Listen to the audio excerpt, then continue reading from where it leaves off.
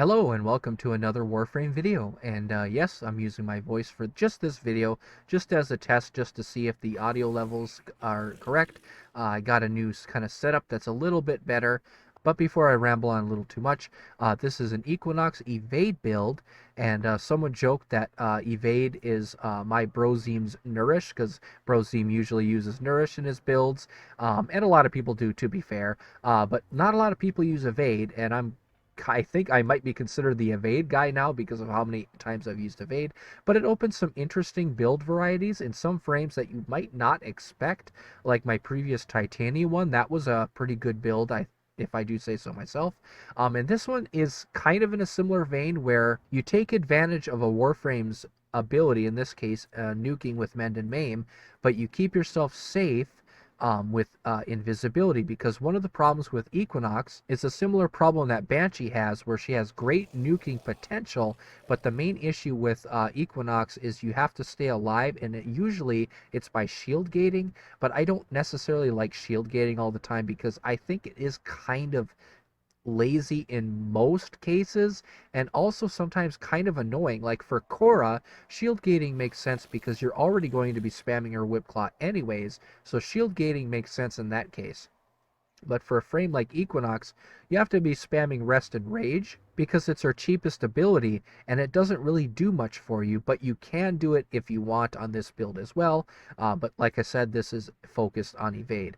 Now for Archon Shards, majority of these don't matter at all. I mean, you might want a little extra energy, but the 3 casting speeds and the armor shards have nothing to do with this build, and it won't help you at all. You can absolutely have no Archon shards at all, or use Archon shards that increase duration, so your evade lasts even longer, and you get more duration from headshot and weak spot kills. As for your weapons, they don't matter at all, but I am choosing the EFV Jupiter just because it's easy to get headshots with its innate corrosive damage.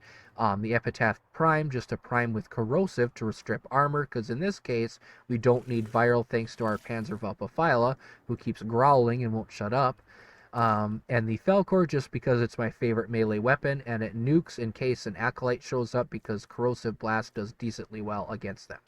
Now, in terms of our companion, the Panzerwelpe is great here because we're getting viral quills, so enemies will be primed by viral, seismic bond, so we get a little bit of efficiency on our abilities, which helps with spamming, and vicious bond, which when they attack, it strips 15% of their armor, and then enemies recently damaged by abilities spread that effect to other enemies in a 9-meter radius.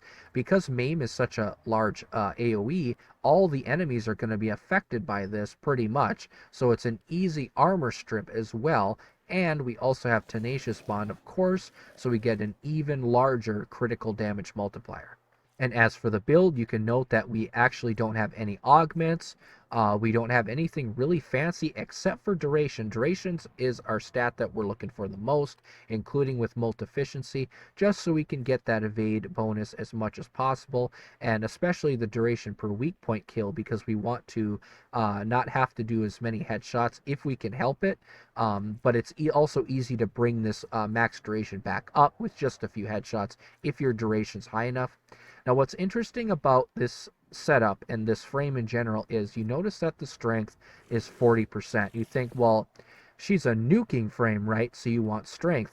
Not necessarily, and 0 strength on this build, because Rest and Range with damage vulnerability, you're almost never going to see damage vulnerability play a part in your builds, even at 50%, which is the ability's base amount, because you're already going to be doing enough damage that you're really never going to notice damage vulnerability. And it only has a 10-meter radius, so you have to keep spamming it to apply it to enemies, and worst of all, it makes them speed up, so it's a damage vulnerability that makes it harder to get headshots in some cases. But this is also because we have our auger mods. This can be spammed for shield gating if you get set on fire. Not toxin proc, that goes to your shields. With toxin procs, evades health per kill actually comes in handy. This is the only point where strength comes in, but even at 40 health per kill, we will heal a decent amount because of how low our health is anyways. And if we're going to take a toxin proc that's going to kill us, we're just going to die no matter what. And the same thing with her third ability.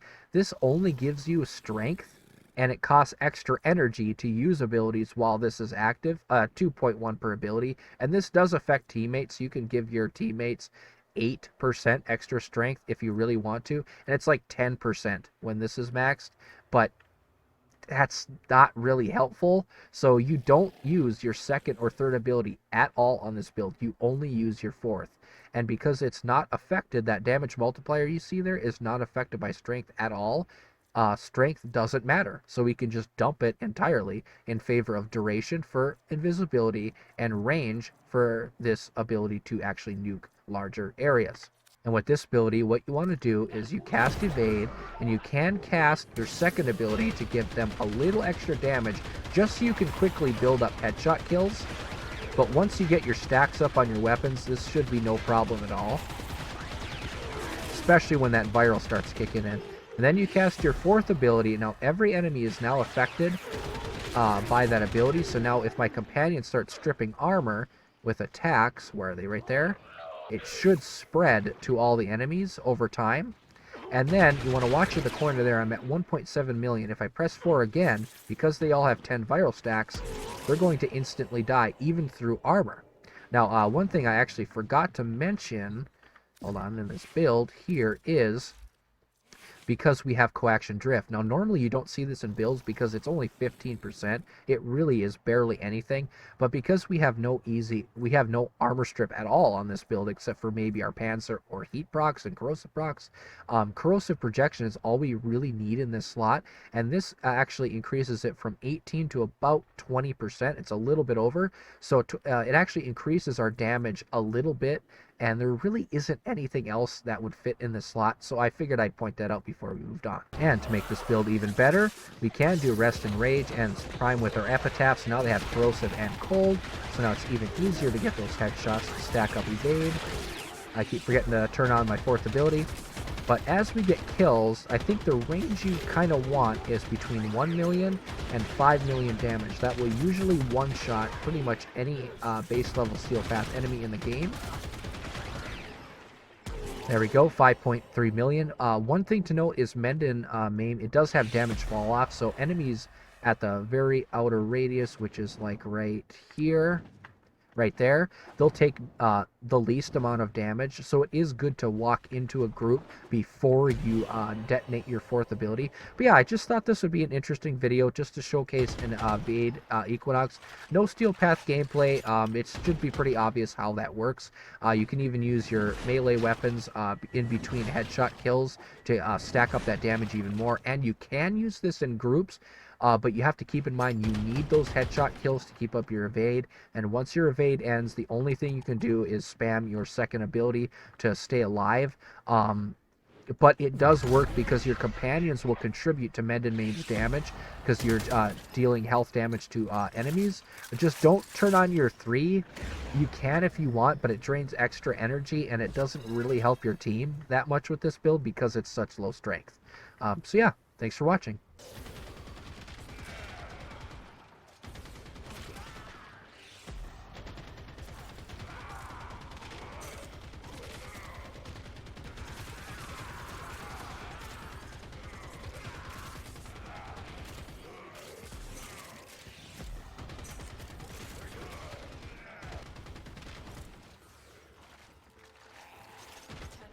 Prepare for life support.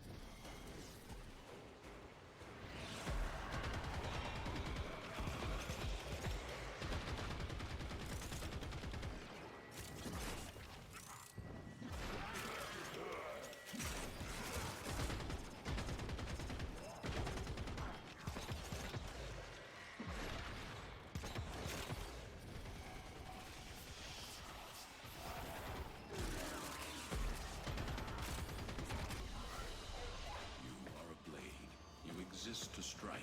You strike to win. The lesson ends.